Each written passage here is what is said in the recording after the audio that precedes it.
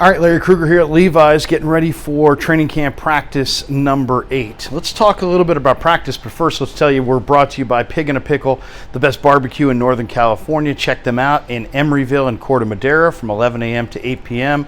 They're open 7 days a week in both locations from 11 a.m. to 8 p.m. or until they run out. Pig and a Pickle, the best barbecue in Northern California. Check them out. Say hi to Damon, say hi to Mary. Tell them that Larry Krueger sent you. All right. Another beautiful day here in Santa Clara. It's going to be a great practice today. What I'm really looking forward to today is this is going to be a high rep practice.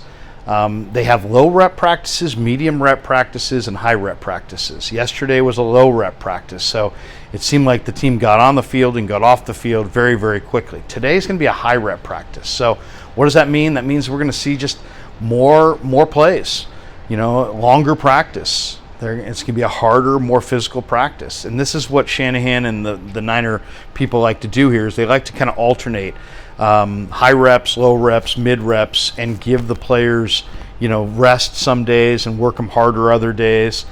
Today's going to be a high rep practice. We're going to see more. Probably going to see more of the one-on-ones between the O linemen and the D linemen. We're going to see a lot more physical, probably an extra team session where they're moving the ball and going 11 on 11. So this is a big day for a lot of people. Now, one guy that I really want to see continue to play well out here is Leroy Watson. Trent Williams was out yesterday. Leroy Watson is an interesting guy. He was on the Niners practice squad. This guy played tight end in college, and he's transitioned to left tackle. And last year, he was lighter, and, I think this year he just looks like he's stronger, he's more explosive, he looks more natural. He's got the frame to really be a solid left tackle at the NFL level. It's just about opportunity, right? It's just about, what kind of opportunity does he have to be out there? And he had some really good reps a couple days ago in the one-on-ones. Guy's got long arms, he's got a big frame, he's really athletic, and they're trying to develop, their own kind of internal left tackle option. The Niners on the offensive line are really fortified inside, right? You got Jake Brendel, who's a Pro Bowl alternate at center. You got John Feliciano right behind him. Feliciano's a veteran and been in this league for a number of years. At the guard spots, you got Aaron Banks, who right now is dealing in concussion protocol. It'll be interesting to see if he's out there today. He's at left guard. And then at right guard, you got Spencer Burford. We talked to Burford yesterday. He's repositioned his body weight, so he's got less fat, more muscle. And he's last year he shared that right guard spot with Daniel Brunskill. This year, I don't anticipate Burford sharing the right guard spot. But either way, the 49ers are fortified inside. They've got guys like Joey Fisher, Jason Poe, Nick Zakelj. I mean, they've got a number of guys that they can substitute in at the guard spots and not miss a beat. So they're really deep at guard. They're not as deep at offensive tackle. You got Trent Williams at left tackle, obviously, and he's a tremendous player. And then you got Colton McKivitz at right tackle. But that swing tackle position is wide open. Jalen Moore had been taking the reps at the swing tackle spot. Really, most of camp, he's been the guy who's been playing the most as kind of the swing tackle. But he went down with an injury a couple practices ago. It's not a serious injury. It's just a bone bruise. But, Moore has not been back out to practice, and we'll see how long he's out for. If with Jalen Moore down, that means there's an opportunity for Leroy Watson to step in and get those reps at tackle.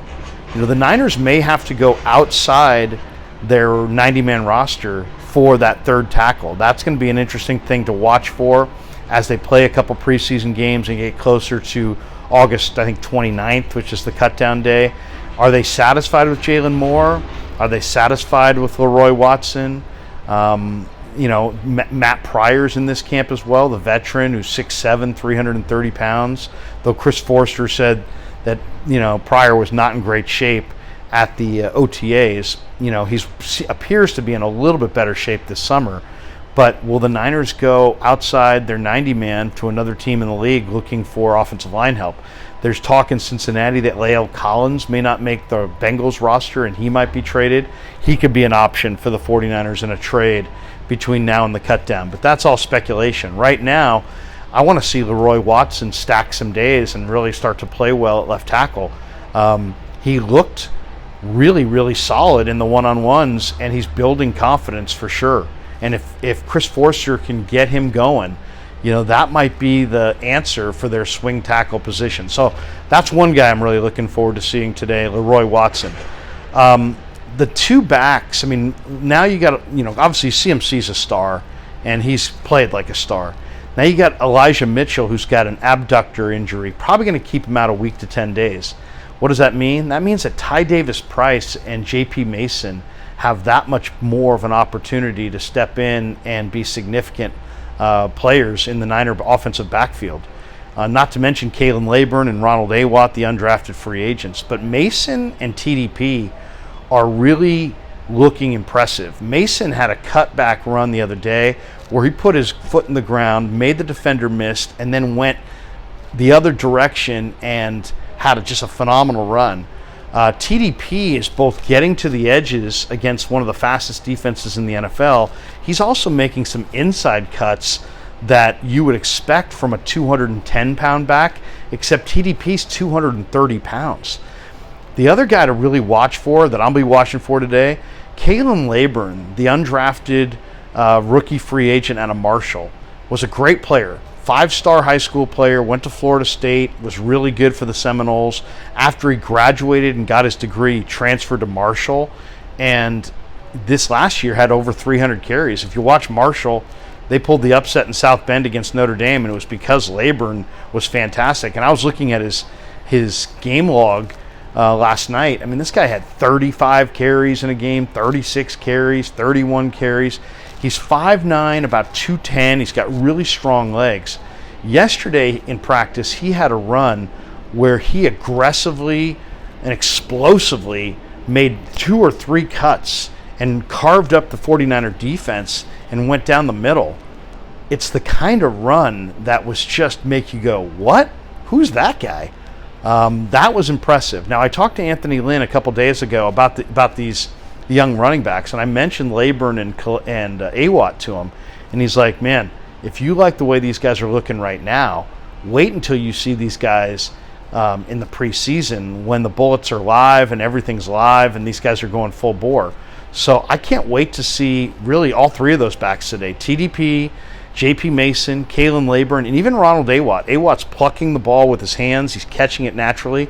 He also has a nice little scoot where he can put his foot in the ground and bounce it outside, and he's got pretty good speed. We're talking about a guy with like 4.48 type speed in Ronald Awatt, the rookie undrafted free agent out of UTEP. So I'm looking for Leroy Watson. I'm looking for those backs that aren't McCaffrey. And I'm also looking for Jair Brown. Yesterday we saw Jair Brown step into the hole and make a couple of really nice plays. Now, he's not detonating on anybody, so it doesn't look like what you would expect it to look like. It's not like a safety who steps into the hole, smacks the running back, and everybody goes, wow. This is training camp. So you just tag off on guys, and then the running backs keep running. But Jair Brown's balling out here against the run. He looks really, really good. And when we talked to Mooney Ward after practice, he said, man, Jair Brown's going to be, he said he's a dog who's going to look great in the preseason. And he loves what Jair Brown is bringing to the Niner mix. So I'm really eager to see Jair Brown out here, the rookie safety out of Penn State. Very productive player at Penn State. A couple other guys I'm really looking to see. Can the Niner D-line, Austin Bryant, Cleveland Farrell, Taco Charlton, Robert Beal, who sat out practice the other day, can these backup defensive ends start to look like something? If there's one concern that I have for the 49ers, a lot of people are concerned about the quarterbacks. I'm really not, as long as Purdy's healthy and Trey and Sam continue to improve. I think the Niners are in a pretty good spot quarterback-wise. They don't have a franchise guy, but I think they're in a good spot. My big concern is more they're going to run these defensive linemen in a rotation. Kocurek told me the other day, he's like, we're not going to run our number 1 line out there for 70 snaps a game. What does that mean? That means that all these backup linemen really need to play. I really like the backup D tackles. You got Kevin Givens, you got Kinlaw, you got T.Y. McGill, Spencer Wagee, Kalia Davis. I mean, they're fortified inside with depth. Outside, their depth is a lot more questionable. I thought Charlton looked great the other day, but I'm looking for Charlton and Austin Bryant.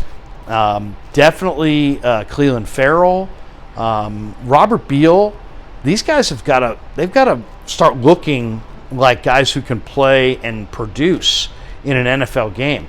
That's my big concern, is the 49ers backup defensive linemen, especially the defensive ends. All right, beautiful day in Santa Clara. We're headed out to practice. It's going to be a long practice, a high rep day, beautiful day. If I'm out there and you see me, come over and say hi. Of course, we're brought to you by Pig and a Pickle, the best barbecue in all of Northern California. Check them out in Emeryville and Corte Madera. And thanks to all of you guys for supporting the Krug Show on YouTube.